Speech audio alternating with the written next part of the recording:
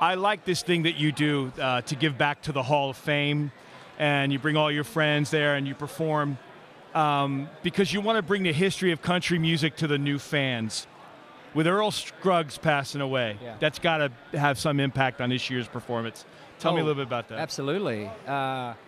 I think the Country Music Hall of Fame is on one hand, of course, about the legacy of country music, but also, for me, it's always been about being able to connect all the dots, you know? That's kind of how I phrase it. It's if you love Lady Antebellum or if you love Miranda Lambert, find out who influenced Miranda, right? And find out who influenced that person, and you can just trace it all the way back, right? And I think it gives. It's almost like when you go to an art gallery, if you ever go and someone explains the paintings to you, yes, they take on a whole new meaning.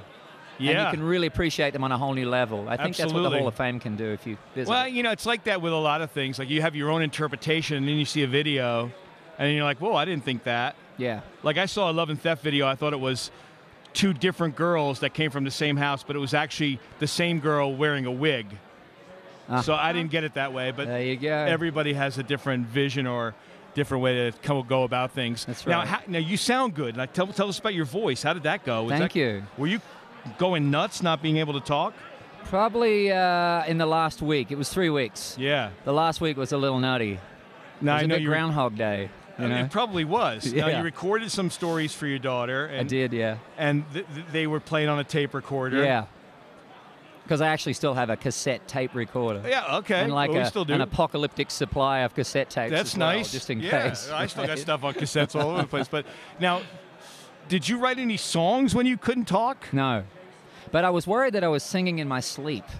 Were you? Because, you know, I mean, it happens as seeing as you dream or something, and you might talk in your sleep, or in my case, maybe sing in my sleep. And I had a dream about a song one night, and I woke up next morning and thought, oh, my God, I might have been singing. And I had to email my doctor and say, is that possible? And would that be bad? He's like... Well, you've heard people talk in their sleep. Absolutely. You could probably sing. Yeah.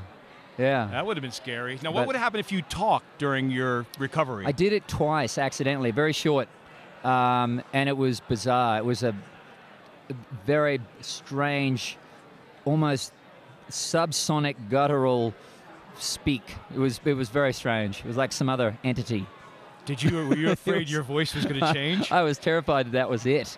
Oh, like man. I had a little precursor to what it was going to sound like. Of course, it was nothing like it. It was just in the midst of healing, and you probably had scar tissue and all that other stuff. All the rest of it. Yeah. That must have been really scary. It was a little scary, but I was a soprano. But I was in really good hands, and in the end, I mean, the final result for me is beyond anything I could have asked for. I wished I had this done 10 years ago, but all of the surgery techniques weren't as good then either. So I hear you. You know what story I like about you, and I don't know if we ever talked about this. You're in Brisbane. It was before Christmas, and you saw a kid in a music store messing around with a guitar pedal. Yeah. And you bought it for him. Right. And you told the guy behind the counter, I'm going to buy this for the kid. Don't tell him it was me. Yeah. And the kid knew it was you after you left. To me, that is such a wonderful thing to do for another child who is trying to discover music. Right. Like, that's the musician in you. Yeah. Reaching out to another musician 10, 12, 15 years younger. Absolutely. And it's the reason why I give a lot of money to some of the schools that have lost their music education programs too, because that's a really important part for kids that they may not even know they're musicians in some cases. Right. And they get access to an instrument, and suddenly that's their ways of communicating.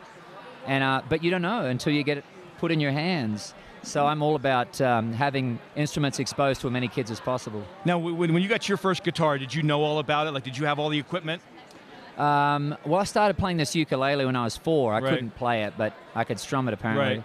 But when I was 6, my dad got me a real guitar and a real guitar teacher, and I just started getting taught chords and took it from there. But it always felt natural for me, right from the get-go.